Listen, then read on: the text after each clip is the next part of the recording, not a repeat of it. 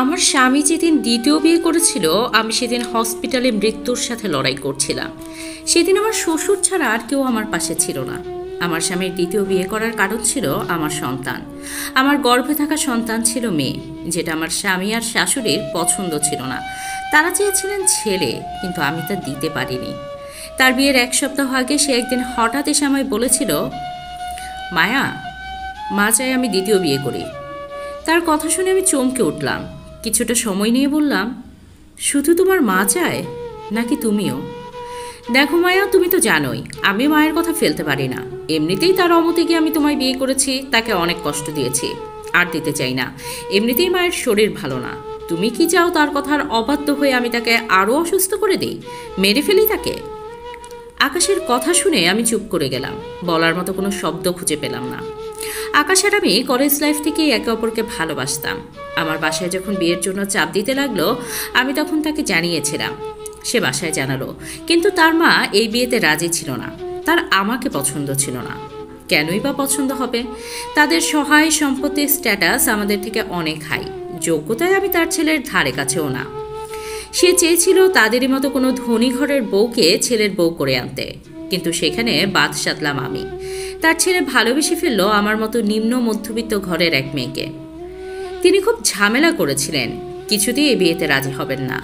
কিন্তু আকাশ তার কথা না শুনে সেদিন আমার হাত ধরেছিল। কোনো এক ভর সন্ধ্যায় আমাকে নিয়ে কাজী অফিসে গিয়ে বিয়ে করেছিল। সে যখন আমায় নিয়ে তার বাড়িতে যায়, আমার শ্বশুর হাসি মুখে ভালোবেসে আমায় আপন করে নিল। আপন করতে পারেনি আমার শাশুড়ি। আমায় দেখে কত অপমান, অসম্মান, তিরস্কার যে করেছিল সেদিন, আমি চুপচাপ শুনে নিয়েছিলাম। কারণ আমার মা বলেছিল শ্বশুর শাশুড়ির মন চুকিয়ে চলতে। তার অমতে বিয়ে করেছি, সে কষ্ট পেয়েছে, তাই আমায় মেনে নিতে তার সমস্যা হবে। কিন্তু সময়ের সাথে সাথে সব ঠিক হয়ে যাবে।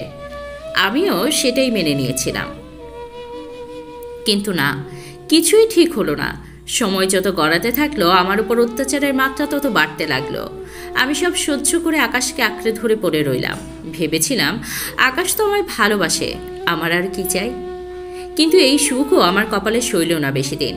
আমার প্রথম প্রেগনেন্সির কথা যখন জানতে পারি, তখন আমার শ্বশুর আকাশ খুব খুশি হয়েছিল। শাশুড়ি মাও তখন একটু নরম হলেন। ভেবেছিলাম এবার মনে হয় সব ঠিক হয়ে যাবে। তার মন হয়তো আমার জন্য না হোক, তার ভবিষ্যৎ বংশধরের জন্য হলেও নরম হবে। কিন্তু আমার এই ধারণা ভুল প্রমাণ করলো ডাক্তারের রিপোর্ট। ডাক্তার জানালেন আমার মেয়ে সন্তান হবে। এই খবরে যে আমার শাশুড়ি মা সন্তুষ্ট হননি, সেটা আমি বুঝলাম কিছুদিন পর। ততদিনে আকাশের ব্যবহারও ধীরে ধীরে বদলাতে শুরু করেছে। একদিন রাতে আকাশ অফিসের কাজ করছিল ল্যাপটপে। আমি তখন সবে সারাদিনের কাজ শেষ করে রুমে ঢুকেছি। আমাকে দেখেই সে বলল, শুনলাম তুমি নাকি আজ মায়ের মুখে মুখে তর্ক করেছো। তোমায় না বলেছি মায়ের মুখের ওপর কথা বলবে না? ওর কথা শুনে সকালের ঘটনাটার কথা মনে পড়ল। আমি তখন কিচেনে রান্না করছিলাম। শাশুড়ি মা রান্নাঘরে ঢুকেই বলল, ওটা কি করছো? রান্নায় এত তেল ঢালছো কেন? বোতলের সব তেল আজকেই শেষ করবে নাকি? আমি আস্তে আস্তে বললাম, বেশি কোথায় মা, অল্পই তো দিচ্ছি। আর ভাজিতে একটু তেল না দিলে কি ভালো লাগবে? চুপ করো তুমি, সেদিনের মেয়ে। আমায় তুমি রান্না শেখাচ্ছ? বাপের বাড়ি থেকে কিছু শিখিয়ে দেয়নি তোমায় কার সাথে কেমন ব্যবহার করতে হয়? কিন্তু মা, আমি তো তেমন কিছু বলিনি আপনাকে। আবার আমার মুখে মুখে কথা? অবশ্য হবে নাই বা কেন? ছোট লোক ঘরের মেয়ে, শিক্ষা দীক্ষা আছে নাকি? বাবা মা যেমন তেমন শিখিয়েছে, তেমনই তো হবে। এ তো কিছু দেখেছ নাকি চোখে কোনো দিন? এত কিছু দেখেছে নাকি চোখে কোনো দিন? বাপ মা যেমন ছোট লোক, মেয়েটাও হয়েছে তেমন। মা প্লিজ, আমায় বলছেন বলুন, কিন্তু আমার মা বাবাকে নিয়ে কিছু বলবেন না। কি? তোমার তো সাহস কম না? তুমি আমার সাথে চোখ রেঙে কথা বলছো? আজ আসুক আমার ছেলে, তারপর দেখাবো তোমায়। রাতে আকাশ বাড়ি ফিরতেই তিনি তার কাছে আমার নামে নালিশ করেছেন, তাই সে এখন আমার প্রশ্ন করছে। আমি ধীর কণ্ঠে বললাম, মুখে মুখে তর্ক করিনি। উনি আমার মা বাবাকে নিয়ে আজে বাজে কথা বলছিলেন, তাই বলেছি উনি যেন এমনটা না করেন। শোনো মায়া, তোমায় আমি আগেও বলেছি, আজ আবার বলছি, তুমি ফার্দার আমার মায়ের সাথে এমন ব্যবহার করবে না। তাকে কষ্ট দিয়ে বা তার মুখের ওপর কোনো কথা বলবে না, এটা মাথায় ঢুকিয়ে নাও। কথাটা শেষ করেই সে বাইরে চলে গেল। আমি বুঝলাম আমার শেষ ভরসাস্থলটাও নড়বড়ে হয়ে গেছে। তবুও কোথাও হয়তো একটু বিশ্বাস ছিল। হয়তো ভালোবাসার জন্যই তার কাছে পড়েছিলাম। আর কী বা করতাম, কোথায় যেতাম? আমার তো যাওয়ার মতো কোনো জায়গা ছিল না। আমার বাবা মায়েরও এত সামর্থ্য ছিল না, তাই ভিটে আঁকড়ে পড়ে রইলাম। আমার যখন 9 মাস চলছে সেদিনে এসে আকাশ আমায় দ্বিতীয় বিয়ের কথা বলে। তার আগে থেকেই সে প্রতিনিয়ত তার ব্যবহার দিয়ে আমায় বুঝিয়েছে আমার প্রতি তার এখন কোনো ফিলিংস নেই, আমি এখন তার দায়িত্ব শুধু। তুমি সত্যিই আবার বিয়ে করতে চাও? কান্না ভরা চোখে প্রশ্ন করলাম আমি তাকে, কিন্তু আমার কান্না হয়তো তার মন গলাতে পারেনি। সে মাথা দুলিয়ে বলল, এছাড়া কোনো উপায় নেই। আর এমনিতেও দ্বিতীয়বার বিয়ে করছি বলেই যে আমি তোমাকে ছেড়ে দিব এমন তো নয়। আমি তোমার প্রতিও আমার দায়িত্ব যথাযথভাবে পালন করব। তুমি তোমায় ভালোবাসতে পারবে অন্য কাউকে আমার জায়গাটা দিতে, অন্য কারো ভালোবাসায় বিভোর হতে? আমার কথা কি তোমার একটু মনে হবে না, আফসোস হবে না? দেখো মায়া, সবসময় এমন ইমোশনাল হলে চলে না। আর মায়ের কথা তো ঠিকই, একজন ছেলের তো সত্যিই দরকার যে শেষ বয়সে আমাদের দেখে রাখবে। মেয়ে তো সেটা পারবে না, তাই না? এই যেমন দেখো, তুমি তো বিয়ে করে চলে এলে, এখন তুমি কি তোমার বাবা মাকে দেখে রাখতে পারবে? পারবে না তো। তুমি তো চাকরিও করো না, শুধু সংসার সামলানো ছাড়া আর কী বা করতে পারবে তোমরা? মেয়ে বিয়ে করে চলে যাবে শ্বশুর বাড়ি, কিন্তু একটা ছেলে থাকলে সে আমাদের শেষ বয়সের ভরসা হবে, আমাদের দেখে শুনে রাখবে। আমারও মনে হয় না মা যা বলছে ঠিকই বলছে, আমাদের ভালোর জন্যই বলছে। তাই আমি সিদ্ধান্ত নিয়েছি মায়ের পছন্দ মতো বিয়ে করবো এবার। ব্যাস, এটুকু বলেই চলে গেল সে। একবার ফিরে যেয়ে দেখলেও না আমি কতটা কষ্ট পাচ্ছি, কিভাবে সহ্য করব আমি এসব। অতঃপর সেই দিন এলো, আমার স্বামীর দ্বিতীয় বিয়ের দিন। সে বর্ষে বিয়ে করতে চলে গেল, সাথে গেল আমার শাশুড়ি মা। সে তো বেজায় খুশি, তার ছেলে এবার তার মন মতো বিয়ে করছে। কিন্তু খুশি হয়নি আমার শ্বশুর, সবাই চলে গেলেও সে বাড়িতেই থাকলো। আমি তখন ঘরেই ছিলাম, পুরনো দিনের কথাগুলো খুব মনে পড়ছিল। হঠাৎই আমার লেবার পেইন উঠলো, আমি সোফা থেকে গড়িয়ে নিচে পড়ে গেলাম। আমার চিৎকারের আওয়াজে পাশের রুম থেকে ছুটে এলেন আমার শ্বশুর। চোখ বন্ধ হওয়ার আগে শুধু দেখলাম উনি মা মা বলে আমার কাছে ছুটে এসে 2 হাতে আগলে নিলেন আমায়। জ্ঞান ফিরল অপারেশনের পর। এই পুরোটা সময় বাবা আমার সাথেই ছিলেন। আবার একটা ফুটফুটে মেয়ে হয়েছে। আমাকে যখন বেডে শিফট করা হলো তখন বাবা এলেন আমার সাথে দেখা করতে। আমার মেয়েকে তখনও অবজারভেশনে রাখা হয়েছে, কারণ ডেলিভারির সময় অনেক কমপ্লিকেশনস দেখা দেয়। বাবা এসেই জিজ্ঞেস করলেন, এখন কেমন লাগছে মা? আমি মুচকি হেসে মাথা দোলালাম। উনি আমার মাথায় হাত রেখে বললেন, চিন্তা করিস না, কেউ না থাক, আমি আছি তোর পাশে, সব সময় থাকবো। আকাশ আসেনি? আমার প্রশ্ন শুনে বাবার মুখটা গম্ভীর হয়ে গেল। তিনি মুখ ঘুরিয়ে বললেন, তারা তাদের নতুন বউকে নিয়ে ব্যস্ত, আর আমি চাইও না ও এখানে আসুক। তুই কি এত কিছুর পরেও চাস যে ওই জানোয়ারটা এখানে আসুক? আমি কিছু বললাম না। বাবা আমার মাথায় হাত বোলাতে বোলাতে বললেন, শোন মা, মেয়ে হয়েছিস বলেই যে তোকে ওদের গলগ্রহ হয়ে থাকতে হবে এটা কিন্তু নয়। মেয়ে বলে কি তুই দুর্বল? না, আমি বলছি শোন, ওই জানোয়ারটার সাথে আর সম্পর্ক রাখিস না। ওর কাছে থাকলে সারা জীবন কষ্ট ছাড়া আর কিছুই পাবি না। আমি কান্না ভেজা কণ্ঠে বাবাকে বললাম, তাহলে আমি কোথায় যাব বাবা? তুমি তো জানোই আমার পরিবারের কি অবস্থা, মেয়েকে নিয়ে আমি কোথায় যাব? সে চিন্তা তোকে করতে হবে না, এবার যা করার আমিই করব। আমার নাতনির জন্য যা করতে হয় সব আমি একা করব, কাউকে প্রয়োজন নেই। ও আমার রক্ত, আমার বংশধর, ও থাকবে রাজকন্যার মতো।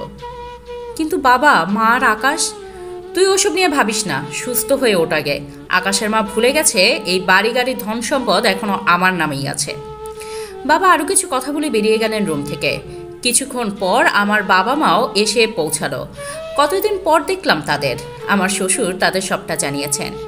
মা এসে আমায় জড়িয়ে ধরে কাঁদতে কাঁদতে বললেন, এত কিছু হয়ে গেছে তোর সাথে, তুই আমাদের জানাসনি কেন মা? সব একা একা সহ্য করলি। তোমাদের কাছে গিয়ে তোমাদের ঝামেলা আর বাড়াতে চাইনি মা। ঝামেলা? মা বাবার কাছে সন্তান কখনো ঝামেলা হয়? আমরা এখনো এতটাও অক্ষম হয়ে যাইনি যে তোকে দুবেলা খাইয়ে পড়ে রাখতে পারবো না। এখন তো আমি একা নই মা, আমি তোকে আর আমার নাতনিকে আমার কাছে নিয়ে যাব, কাউকে দরকার নেই আমাদের। বলেই কান্নায় ভেঙে পড়ল মা। পাশ থেকে আমার শ্বশুর বলে উঠল, আমার মেয়ে আর নাতনি কোথাও যাবে না, ওরা আমার কাছেই থাকবে। তা হয় না ভাইজান, আমার মেয়েকে আমি আর আপনার ছেলের সংসার করতে দেব না। অমন একটা অমানুষের কাছে থাকলে মেয়ে আমার শেষ হয়ে যাবে। আমার বাবা।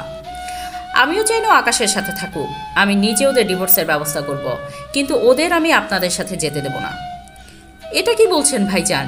ডিভোর্স হয়ে যাওয়ার পর মায়া আপনাদের বাড়িতে কেন থাকবে? কি পরিচয়ে থাকবে? কেন? ওই যে বললাম মেয়ে, ও আমার মেয়ের পরিচয়ে থাকবে। ভাবি সাহেব বাবা আকাশ কি তা মেনে নেবে? ওদের মানা না মানায় কি যায় আসে? বাড়ি আমার, সম্পত্তি আমার, ওরা নাক গলানোর কে? কেউ না। এটা নিয়ে আর কোনো কথা হবে না, মায়া মা আমার সাথেই যাবে, ব্যাস। বাবা তার কথায় অটল। শেষমেশ আমাদের সবাইকে তার কথাই মানতে হলো। 7 দিন ছিলাম হসপিটালে, কিন্তু এই 7 দিনে আমার শাশুড়ি মা কিংবা আকাশ কেউ আমার সাথে দেখা করা তো দূর, কেউ খোঁজও নেয়নি আমি বেঁচে আছি কিনা। আমি বুঝলাম ওই মানুষটা আমার ভালোবাসা পাওয়ার যোগ্য নয়। এই কয়দিন আমার শ্বশুর, বাবা, মা সবাই আমাকে বুঝিয়েছে, বলেছে তার সাথে সম্পর্ক শেষ করতে। আমিও সেটাই ঠিক করেছি।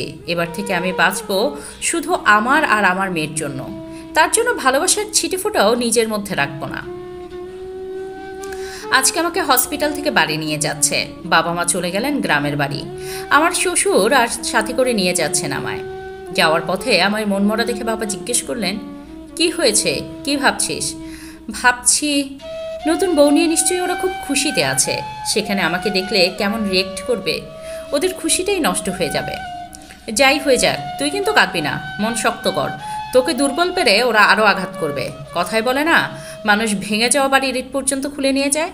শুধু মনে রাখবি, যে তোর ভালোবাসার মূল্য দেয় না তাকে ভালোবাসাটা নেহাতি বোকামি। বাবা চুপ করলেন। ভাবলাম হয়তো তিনি ঠিক বলছেন, আমার এটাই করা উচিত।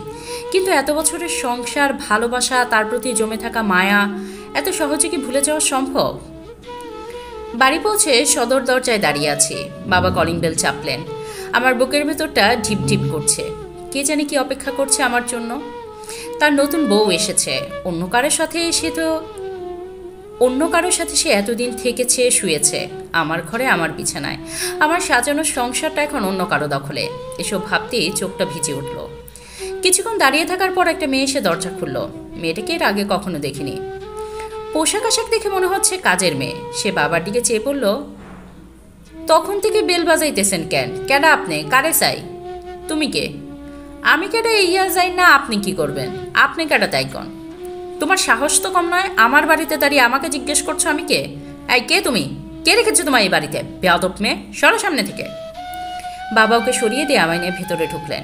ওপর থেকে শাশুড়ি মা আকাশ আর সাথে একটা মেয়ে নেমে এলো। এইটা হয়তো তার নতুন বউ। বেশ মিষ্টি দেখতে। আমি দু চোখ ভরে দেখে নিলাম তাকে। কি এমন আছে তার মাঝে যে দুদিন এসে আমার এত বছরের ভালোবাসাটাও ফিকে করে দিল? শাশুড়ি মা চিৎকার করে বললেন, এই ফুলি, এত চিৎকার চেঁচামেচি কিসের? মেয়েটা তড়িখড়ি বলে উঠল, দেখেন না গিন্নিমা, এই লোকটা বলতেছে এটা নাকি হ্যার বাড়ি। কইয়া আমাদের ধাক্কা দিয়ে ভিতরে ঢুকে গেছে। কে? ও, তুমি এসেছো? তা এতদিনে ফেরার সময় হলো বুঝি? সাথে করে আবার এই আপদটাকেও নিয়ে এসেছো? আমি তো জানতাম। এই মেয়েটাকে? ওকে আমার নতুন বৌমার দেখাশোনার জন্য রাখা হয়েছে। বুকের ভেতরটা কেমন করে উঠল। আসতে না আসতেই তার জন্য এত কিছু। অথচ আমার এখনো স্পষ্ট মনে আছে, আমি আসার পর এ বাড়িতে যত কাজের লোক ছিল, আমার শাশুড়ি সবাইকে একেবারে একে একে বের করেছিলেন। সে বলেছিল, ছেলে বিয়ে করে বউ এনেছে, এখনো কাজের লোকের হাতে রান্না কেন খাবো? বাসায় যেখানে যা কাজ আছে সবও করবে। আর নতুন বউ ঘরে আসতেই কাজের লোক রেখেছেন তিনি। কিন্তু আকাশ, এতক্ষণ হয়ে গেল আমি ফিরলাম, সে এসে আমায় একটাবার জিজ্ঞেসও করলো না আমি কেমন আছি, মেয়ে কেমন আছে। আচ্ছা, এটা তো ওরও সন্তান, ও এতটা স্বার্থপর কি করে হতে পারে? শাশুড়ি মা বললেন, শোনো, তোমায় একটা কথা পরিষ্কার করে বলে দিচ্ছি, এই মেয়ে এই বাড়িতে আর থাকতে পারবে না। আমার ছেলের নতুন বউয়ের পছন্দ নয়, তাই ওকে চলে যেতে বলো। ডিভোর্স পেপার পাঠিয়ে দেওয়া হবে, আর যেখানে যত টাকা লাগে সেটাও দেব। কারণ এই ছোট লোকটা আমার ছেলেটাকে তো টাকার জন্যই ফাঁসিয়ে বিয়ে করেছে। আমার ভোলা ভালা ছেলেটা বুঝতেও পারেনি। ওকে ওর চাহিদা মতো টাকা দিয়ে দেব। শুধু আমার ছেলের জীবন থেকে আর এই বাড়ি থেকে বরাবরের জন্য ছেড়ে চলে যেতে হবে। ওর মুখও দেখতে চাই না আমরা। আকাশ এখনো চুপ করেই রইল, কোনো প্রতিবাদ করলো না। মাকে বোঝালোও না। সে তার হাবে ভাবে বোঝালো তার মা যা বলছে সেও এটাই চায়। বাবা এবার তার দিকে চেয়ে বলে উঠলেন, সেটা তো আমি ঠিক করব, কে এই বাড়িতে থাকবে আর কে বেরিয়ে যাবে। মানে কি বলতে চাইছো তুমি? কেন, বাংলা কথা বোঝো না? এটা আমার বাড়ি, আমি ঠিক করব এই বাড়িতে কে থাকবে আর কে থাকবে না। এটা শুধু তোমার একার বাড়ি, আমার বাড়ি নয়। না, নয়। তোমার এখানে ততক্ষণ অবধি অধিকার থাকবে যতক্ষণ পর্যন্ত আমি তোমাকে অধিকার দেখানোর সুযোগ দেব। আকাশের বাবা, কি বলছো তুমি এটা? এই দুদিনের মেয়েটার জন্য তুমি আমায় অপমান করছো? অপমান? তোমার মান অপমান বোধ আছে নাকি? আমি তো জানতাম তুমি নির্লজ্জ। আকাশ, তুই দেখছিস তোর চোখের সামনে তোর বাবা আমায় অপমান করছে, তুই চুপচাপ দাঁড়িয়ে আছিস, কিছু বলবি না? আকাশ এবার আমতা আমতা করে বলল, বাবা তুমি মায়ের সাথে এমন করছো কেন? চুপ! গর্জে উঠলেন বাবা। রাগি চোখে তার দিকে চেয়ে বললেন, একটা কথাও বলবে না বেয়াদব ছেলে। তোমার মুখ থেকে বাবা ডাক শুনতেও আমার লজ্জা করছে। মেরুদণ্ডহীন ছেলে তুমি, তুমি তো মানুষও আরও যোগ্য নও। কথা শেষ করে বাবা আমায় নিয়ে উপরে গেলেন। পেছন থেকে শাশুড়ি মা চেঁচিয়ে চেঁচিয়ে বলতে লাগলেন, হ্যাঁ হ্যাঁ, আমরা তো খারাপ, আর ওই ছোট লোক মেয়েটাই তোমার আপন, আমরা তো তোমার কেউ না। একটা বাইরের মেয়ের জন্য ঘরের বউ ছেলেকে অপমান করতেও বাঁধলো না তোমার। দেখবো কতদিন তাকে নিয়ে থাকতে পারো। ওই মেয়েকে যদি বাড়ি থেকে দূর না করেছি তাহলে আমার নামও শিলা নয়। পাশ থেকে আকাশের নতুন বউ বলে উঠল, মা, ও কি তবে আমাদের সাথে থাকবে নাকি? দেখুন, আমি আগেই বলে দিচ্ছি, এই মেয়ের সাথে আমি কিন্তু এক বাড়িতে থাকতে পারবো না। আর আকাশ, তোমায় বলছি, তুমি যদি ওই মেয়ের কাছে যাও আমি কিন্তু এই বাড়ি ছেড়ে চলে যাব। শিলা বেগম তাকে আশ্বস্ত করলেন, আরে তুমি চিন্তা করো না তো মা, এই সব কিছু তোমার। দাঁড়াও না, উকিলের সাথে আমি কথা বলেছি, ওদের ডিভোর্সটা হতে দাও, তারপর তো ওকে বাড়ি ছেড়ে যেতেই হবে। কিন্তু বাবাকে দেখে তো মনে হলো না ওকে বাড়ি থেকে যেতে দেবে বলে। বাবা যদি তখন আপনার বিরুদ্ধে যায়? গেলে যাবে। তোমার শ্বশুর কোনোদিনই বা আমার পক্ষে ছিল? এই মেয়েকে যখন প্রথম এই বাড়িতে এনেছিল আমি 1000 বার বলেছিলাম ওকে ঢুকতে দিও না বাড়িতে, মেনে নিও না। সে শুনেছিল? না, মা করে একবারে মাথায় তুলে রেখেছে। এমন অত্যাচার করবো ওকে যে ও নিজেই ওর মেয়েকে নিয়ে বাড়ি থেকে বেরিয়ে যেতে বাধ্য হবে। আমাকে তো চেনে না এখনো। আমি আমার রুমে বসে আমার মেয়েকে খাওয়াচ্ছিলাম। মেয়েটার নাম রেখেছি মিষ্টি, বাবাই নামটা রেখেছেন। ওকে প্রথম কোলে নিয়ে নাম ওর ফুটফুটে মুখটার দিকে চেয়েই বলেছিলেন, বাহ কি সুন্দর, ঠিক যেন আমার মায়ের মতো। তোর নাম দিলাম মিষ্টি, আমার মিষ্টি। বাবা খুব খুশি হয়েছিলেন। কেন যে বাবার মতো বুধশক্তি আল্লাহ আকাশ আর মাকে দিল না। ভাবতে ভাবতে দরজা খোলার শব্দে সেদিকে ফিরে চাইলাম। আকাশের বউ মিথিলা আর আকাশ ঢুকছে রুমে। আমাকে দেখে মেয়েটা এক প্রকার তেড়ে এলো আমার দিকে। এই মেয়ে, তোমার সাহস তো কম না? তুমি আমার ঘরে এসে আমার বেডের উপর বসে আছো। বের হও আমার রুম থেকে, আর যেন কখনো তোমার এখানে না দেখি। আমি আকাশের দিকে চেয়ে বললাম, তোমার যে বোধ শক্তি নেই সেটা তো আমি আগেই বুঝেছিলাম। এখন কি পুরুষত্বটাও হারিয়ে ফেলেছো নাকি বিক্রি করে দিয়েছো? মায়া, কি বলতে চাইছো তুমি? বুঝতে পারছো না? কিন্তু কেন বলো তো? আমি তো পরিষ্কার বাংলায় বললাম কথাটা। তোমার সাহস হলো কি করে আমার সামনে দাঁড়িয়ে আমার স্বামীকে আজে বাজে কথা বলার? আমার স্বামী? কথাটা শুনে বুকের ভেতরটা ছ্যাদ করে উঠল। তবুও নিজেকে শান্ত রেখে বললাম, তুমি হয়তো ভুলে যাচ্ছ তোমার আগে ওর সাথে আমার বিয়ে হচ্ছিল। যদিও ওকে স্বামী বলতে আমার যথেষ্ট রুচিতে পাচ্ছে, তবুও বলছি, যতদিন ডিভোর্স হচ্ছে ততদিন ও স্বামী। বাট আই হোপ ডিভোর্সটা যেন দ্রুত হয়ে যায়। আকাশের দিকে চেয়ে দাঁতে দাঁত চেপে বললাম, সে তো আমরাও চাই তোমার সাথে যেন ওর ডিভোর্সটা দ্রুত হয়ে যায়। কিন্তু এখন আমি ওর বর্তমান, আমি ওর ভবিষ্যৎ, আর এই রুমটা এখন আমার। তাই ভালোই ভালোই আমার রুম থেকে বেরিয়ে যাও, নইলে কিন্তু আমি। কি করবে তুমি? করো, আমিও দেখি। মায়া, কেন জেদ করছো? এ বাড়িতে তো আরও ঘর আছে, সেখানে যাও না। তুমি কি এটা বলার আমি কোথায় থাকবো না থাকবো? আমি তোমার স্বামী, আর এই বাড়ির ছেলে। এ বাড়িটা আমার কথা তো তোমায় শুনতেই হবে। আকাশের কথা শুনে হেসে উঠলাম আমি। তুমি আমার স্বামী, তোমার সে যোগ্যতা আছে? তুমি আমার কেন, কারোরই স্বামী হওয়ার যোগ্যতা তোমার নেই। আরে তোমাকে তো আমি মানুষ বলেই মনে করি না। স্বামী হওয়া তো অনেক দূরের কথা। তুমি হচ্ছে একটা মেরুদণ্ডহীন কাপড় স্বার্থপর একটা ছেলে। মায়া! আকাশ উদ্যত হলো আমায় মারার জন্য। আমি তাচ্ছিলের হাসি এসে বললাম, কি হলো, থেমে গেলে কেন? মারো। এটা ছাড়া আর কী বা করতে পারবে তুমি? তোমার দৌড় এইটুকুই। তুমি কিন্তু এবার বেশি বেশি করছো। তাই বুঝি? আমার তো মনে হচ্ছে না আমি বেশি বেশি করছি, আমার তো মনে হচ্ছে কম হয়ে যাচ্ছে। তোমরা এর চেয়ে বাজে ব্যবহার ডিজার্ভ করো। ততক্ষণে মিথিলাটাকে আমার শাশুড়ি মা এসে সেখানে উপস্থিত হলেন। তিনি এসেই হম্বিতম্বি করতে লাগলেন, কি হয়েছে? এই ছোট লোকটা কি বলছে? দেখুন না, আমার রুমে এসে ঘাট হয়ে বসে আছে, উঠছেই না। মিথিলা, না উঠলে ঠেলে ফেলে দাও, টানতে টানতে বের করে দাও বাড়ি থেকে। অপেক্ষা করছো কেন? শিলা বেগম, এত সহজ বুঝি? ঠিক আছে, বের করে দিন। তারপর আমি এখান থেকে ডিরেক্ট থানায় যাব, আপনাদের নামে কমপ্লেন লেখাবো যে আমাকে আমার শাশুড়ি স্বামী নির্যাতন করছে, ঘাট ধাক্কা দিয়ে বাড়ি থেকে বের করে দিয়েছে। তারপর বাকিটা তারা সামলে নেবে। দিন বের করে। তুমি আমাদের পুলিশের ভয় দেখাচ্ছ? এত সাহস তোমার? শিলা বেগম, তুমি জানো আমার বাবাকে? তাও পাওয়ার সম্পর্কে তোমার ধারণা আছে? এসব ভয় আমাকে দেখিও না। মিথিলা, ও ভয় দেখাতে না পারলেও আমি কিন্তু দেখাতে পারি। এ বাড়ি থেকে বের করে দেওয়ার ভয়। রুমে ঢুকতে ঢুকতে বাবা বলে উঠলেন, কি? তুমি আমাদের বাড়ি থেকে বের করে দেবে এই মেয়েটার জন্য? শিলা বেগম, হ্যাঁ দেব। তেমন কাজ করলে তো আমাকে এমন স্টেপ নিতেই হবে। আর হ্যাঁ, একটা কথা পরিষ্কার বলছি, শুনে নাও, ও আমার মেয়ে। আর ওই যে আমার বংশধর, ওদের প্রতি যদি তোমাদের অযত্ন বাজে ব্যবহার দেখে আমি তোমাদের বাড়ি থেকে বের করে দেওয়ার আগে দুবার ভাববো না। এত যে মেয়ে করছো, কিছুদিন পর তো ওদের ডিভোর্স হয়ে যাবে, তখন ওকে কিসের পরিচয় রাখবে? ওকে তো তখন এই বাড়ি থেকে চলে যেতেই হবে। আর যদি তুমি বাধা দাও তাহলে আমি আইনের আশ্রয় নেব। মিথিলার বাবাকে তোমার ধারণা আছে? হুম, এ মেয়ে বাড়িতে কীভাবে এটাকে আমিও দেখব, সাথে তোমার বংশধর, ওকেও তাড়িয়ে ছাড়বো। শিলা, তুমি মনে হয় ভুলে যাচ্ছ আমি ঠিক কতটা পরিশ্রম করে এখানে পৌঁছেছি। এই বাড়ি গাড়ি সহায় সম্পদ বানিয়েছি। এগুলো একদিনে হয়নি। আমার পরিশ্রম আর বুদ্ধিমত্তা দিয়ে আজ আমি এখানে দাঁড়িয়ে আছি। আমি ঘাসি মুখ দিয়ে চড়ি না। তুমি কি ভাবছো তোমাদের আমি চিনি না? হাড়ে হাড়ে চিনি। তোমাদের মাথায় কখন কি চলে যা খুব ভালো করে জানি। আমি জানতাম তোমরা এটাই করবে। আমি আগে থেকে আমার সব বিষয় আশয় সম্পত্তি আমার নাতনির নামে করে দিয়েছি। যতদিন না ওর 18 বছর হবে ততদিন এসব মায়া মা সামলাবে। তুমি কেন? তোমার বাপেরও সাধ্য নেই বাড়ি থেকে ওদের তাড়ানো। বাবার কথা শুনে সবাই হা হয়ে গেল। আমিও ভীষণ অবাক হলাম। এত কিছু কখন করলেন বাবা? আমাকে তো কখনো কিছু জানতেই দেননি। মেয়েটা সবে ঘুমিয়েছে। আমি ওর বিছানা ঠিক করে উঠতেই রুমে আকাশ এলো। আমাকে তাকে দেখেও না দেখার ভান করলাম। নিজের কাজে ব্যস্ত হয়ে পড়লাম। আকাশ এসে কিছুক্ষণ ইতস্তত করলো, তারপর বলল, মিষ্টি কি ঘুমিয়ে পড়েছে? কেন? তা দিয়ে তোমার কি কাজ? আমার মেয়েও, ওর খোঁজ খবর আমি নিতেই পারি। না, পারো না। কিসের মেয়ে তোমার? ও আমার একার মেয়ে, ওর বাবা নেই। দেখো মায়া, তোমার সাথে আমার সম্পর্ক ভাঙছে, তার মানে তো এটা মিথ্যা হয়ে যায় না যে ও আমার মেয়ে নয়। ওর শরীরে আমার রক্ত বইছে।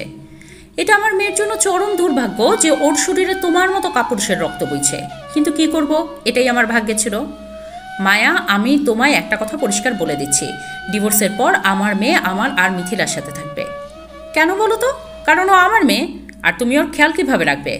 আমি ভালো করে ওকে দেখে শুনে রাখতে পারবো, তাই। ওহো, তাই বুঝি পিতৃপ্রেম জেগে উঠেছে? সেটাই ধরে নাও। আচ্ছা, তোমার কি আমাকে বোকা মনে হয়? তুমি আমার মেয়ে হবে বলে আমায় ছেড়ে দ্বিতীয়বার বিয়ে করলে, এখন আমায় ডিভোর্স দিতে চাচ্ছ, আবার সেই তুমি মেয়েকে নিজের কাছে রাখতে চাইছো?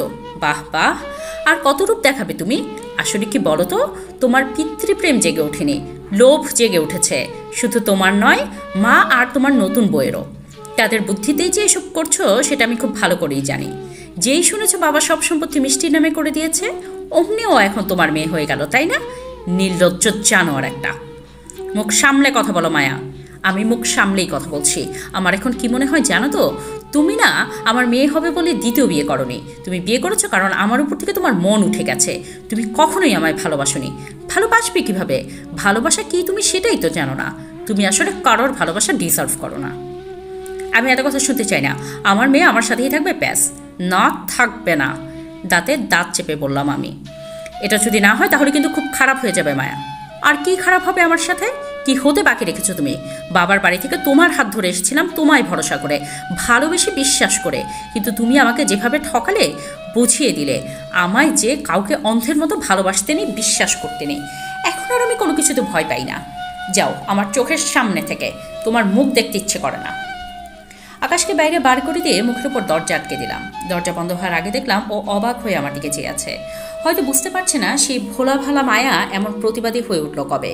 কবে এত পরিবর্তন হলো আমার। তুমি নিজেই দায়ী আমার এই অবস্থার জন্য। তুমি বাধ্য করেছো আমায় এমন হতে। পরদিন সকালে উকিলেরও ডিভোর্স পেপার নিয়ে মিথিলার বাবাই ব্যবস্থা করেছে সব, যাতে দ্রুত ডিভোর্সটা হয়ে যায়। আমি তখন ঘরে কাজ করছিলাম। মিথিলার কাজের মেয়েটা এলো আমায় ডাকতে। ডিভোর্সের কথা শুনে বুকটা ঢিপ ঢিপ করতে শুরু করলো। একটা সময় তো এই মানুষটাকে ভালোবেসেছিলাম, হাত ধরে ঘর বাঁধার স্বপ্ন দেখেছিলাম। আমার তো চাওয়া পাওয়া বেশি ছিল না, তবুও আমার সাথে কেন এমন হলো? এর কোনো উত্তর খুঁজে পেলাম না। নিজেকে শক্ত করে ধীর পায়ে হেঁটে নিচে গেলাম। বাবা সেখানে আগে থেকেই উপস্থিত ছিলেন। বাবাকে দেখে ভয়টা দূর হলো। এই মানুষটার প্রতি আমার কৃতজ্ঞতার শেষ নেই। সবসময় সব পরিস্থিতিতেই তিনি আমার সাথে ছিলেন, সাহস জুগিয়েছেন আমায়। আমাকে দেখে বাবা তার পাশে বসতে ইশারা করলো। আমি বসতেই উকিল ডিভোর্সের কাগজগুলো আমার দিকে এগিয়ে দিল। আমি বাবার দিকে চাইলাম। বাবা আমায় ভরসা দিল। আর কিছু না ভেবে সাইন করে দিলাম তাতে। পরপর আকাশও সাইন করলো। ব্যাস, হয়ে গেল ডিভোর্স। তার সাথে আমার সম্পর্ক শেষ হলো। পাশে বসা শাশুড়ি মার মিথিলার চোখ খুশিতে চকচক করে উঠল। বাবা এবার উঠে দাঁড়ালেন। গম্ভীর গলায় বললেন, ডিভোর্স তো হয়ে গেল, সম্পর্কটাও ওইখানেই শেষ। তাহলে আর এ বাড়িতে থাকার মানে হয় না। শাশুড়ি মা খুশিতে চটপট করে বলে উঠলেন, হ্যাঁ হ্যাঁ, আমিও তো এটাই বলছি। আর এ বাড়িতে থাকার কোনো মানে হয় না। বের করে দাও এই মেয়েকে। ভেবেছিল তোমার সব সম্পত্তি বাগিয়ে নিয়ে রাজ করবে এ বাড়িতে, তা তো হতে দেওয়া যায় না। তুমি বুঝলে অবশেষে। বার করে দাও ওকে। বাবা মুচকি হেসে বললেন, বার তো করতেই হবে, তবে ওকে না, তোমাকে। হঠাৎই ওনার হাসি খুশি মুখটা একদম চুপসে গেল। উনি তোতলাতে তোতলাতে বললেন, এইসব তুমি কি বলছো আকাশের বাবা? আমায় বার করে দেবে মানে? ঠিকই শুনেছ, তুমি তোমার ছেলে আর ছেলের বউকে নিয়ে এক্ষুনি বাড়ি ছেড়ে চলে যাবে, আর যেন কখনো তোমায় এখানে না দেখি। আকাশের বাবা, এত অবাক হচ্ছ কেন? আমি তো আগেই জানিয়ে দিয়েছিলাম। তার মানে তুমি সত্যি সত্যি তোমার সব সম্পত্তি ওদের নামে লিখে দিয়েছ? কেন, তুমি কি ভেবেছিলে আমি তোমায় ভয় দেখাতে মিথ্যে বলেছিলাম? এতটা বোকা নাকি তুমি? মিথারা বলে উঠল, মানে মানে এই সম্পত্তি এখন সব এই ছোট লোকের? তুমি আর এর অংশীদার নাও আকাশ? আকাশ বাবাটিকে চেয়ে অসহায় দৃষ্টিতে বলল, বাবা বাবা তুমি কি বলছো এসব? আমি তোমার ছেলে, নিজের ছেলের চেয়ে এটা তোমার কাছে বেশি আপন হয়ে গেল বাবা। হ্যাঁ হলো, আর কি বললে? ছেলে? তোমার ছেলে বলতে ঘৃণা করে আমার। দূর হয়ে যাও আমার চোখের সামনে থেকে। আজ থেকে তোমরা আমার কেউ নও। আমার শুধু এই একটাই মেয়ে আর এক নাতনি, আর কাউকে চিনি না আমি। মিথিলা তড়িঘড়ি বলে উঠল, ওয়েট ওয়েট, তুমি তাহলে এখন এই বাড়ির কেউ নাও আকাশ? মানে এসব সম্পত্তি আর তোমার নয়? তোমাকে যদি বাড়ি থেকে বের করে দেয় তাহলে কোথায় যাবে? আমাকে কি খাওয়াবে? দেখো, আমি কিন্তু রাস্তায় রাস্তায় করতে পারবো না। আমি এখন যেভাবে আছি এভাবেই থাকতে চাই। আমার সব চাহিদা তোমায় মেটাতে হবে। মা তুমি সব কি বলছো? আমাদের নিজেদের এখন কিছু নেই, তোমার চাহিদা কিভাবে মেটাবে আমার ছেলে? ওসব আমি কিছু জানি না। যদি আমার চাহিদা না মেটাতে পারে তবে বিয়ে কেন করেছে? কোনো মুরত নেই, এত বড় বড় কথা বলে এলেন আমার বাবাকে। এখন সব হাওয়া ফুস। এমনিতেই আমি আর তোমার সাথে থাকবো না। এমন ভিখিরি বরকে নিয়ে আমি সোসাইটিতে মুখ দেখাবো কি করে? আমার তো একটা মান সম্মান আছে। এই ফুলি, আমার জিনিসপত্রগুলো নিয়ে আয় তো, এক্ষুনি বাড়ি ছেড়ে চলে যাব আমি। যে ম্যাডাম। শাশুড়ি মা এবার কাতর স্বরে বললেন, এমন করো না মা, আমাদের এভাবে একা ছেড়ে দিচ্ছ। কোথায় যাব আমরা? গোল্লায় যান। আপনাদের দায়িত্ব আমি নিয়ে বসে আছি নাকি? যেখানে ইচ্ছা যান, তাতে আমার কি? নিজেদের রাস্তা নিজেরা দেখুন, আমি গেলাম। ফুলি চল। ফুলকে নিয়ে মিথিলা চলে গেল। বাবা মায়ের দিকে চেয়ে তার ছেলের হাসি এসে বলল, কি ব্যাপার? তোমার বড় লোকে বৌমা তো নিজের আখের গুছিয়ে নিল, আর তোমাদের এভাবে ছেড়ে দিল। খুব অহংকার ছিল না তোমার? শাশুড়ি মা ছুটে এসে বাবার পা জড়িয়ে ধরলেন, কাঁদতে কাঁদতে বললেন, ওগো ভুল হয়ে গেছে আমাদের। আমি নিজের ভুল বুঝতে পেরেছি, আমাদের তুমি ক্ষমা করে দাও। এমন করো না আমার সাথে। আকাশও কাকুতি মিনতি করতে লাগলো, কিন্তু বাবার মন গলে না। সে তার সিদ্ধান্তে অটল রইল। বাবা, না, তুই আজ কিছু বলবি না। এদের ক্ষমা করার কথা তো একেবারেই না। ভুলে যাস না কি কি করেছে এরা তোর সাথে। এত নরম মনের হোস না। আমি আর কিছু বললাম না। সত্যি সবসময় ক্ষমা নয়, মাঝে মাঝে শাস্তি পাওয়ারও দরকার আছে, না হলে মানুষ ঠিক ভুলের বিচার করার ক্ষমতা হারিয়ে ফেলে। শেষমেশ তাদের বাড়ি থেকে তাড়িয়ে দিলেন বাবা, আর আমাকে সব দায়িত্ব দিলেন যতদিন না মিষ্টি বড় হচ্ছে। আমি সামলাতে লাগলাম সব। সারাদিন অফিস ছেড়ে বাড়ি এসে দেখতাম বাবা মিষ্টিকে খাইয়ে দিয়ে ঘুম পাড়িয়ে দিয়েছে। নিজেকে খুব ভাগ্যবতী মনে হতো। আমি হয়তো অনেক কিছু হারিয়েছি, কিন্তু যা পেয়েছি তা অমূল্য। আমার বাবা আমাকে বারবার বলতেন বাবা এ বাড়িতে এসে থাকতে, তারা রাজি হয়নি। মাঝে মাঝে এসে মিষ্টিকে দেখে যেত। এভাবেই কেটে গেল 22টা বছর। এখন আমি বয়সের ভারে কাবু প্রায়, বাড়িতেই থাকি সব সময়। মিষ্টি এখন অনেক বড় হয়েছে, দাদু অন্তপ্রাণ, চোখের মণি তার। ব্যবসা এখন সেই সামলায়। দেখতে দেখতে মেয়েটা কত বড় হয়ে গেল। তবে মিষ্টি কিন্তু তার দাদি আর বাবাকে ফেলে দেয়নি। শুনেছিলাম পাশের বস্তিতে থাকে এখন তারা। মিষ্টি মাঝে মাঝে গিয়ে দেখা করে আসে তাদের সাথে। আমি কিছু বলিনি তাকে। সবাইকে তো ভুল শুধরানোর সুযোগ দেওয়া উচিত। এটাই ওদের সেই সুযোগ। ভুল করলে ক্ষমা করা যায়, তবে অন্যায়ের কোনো ক্ষমা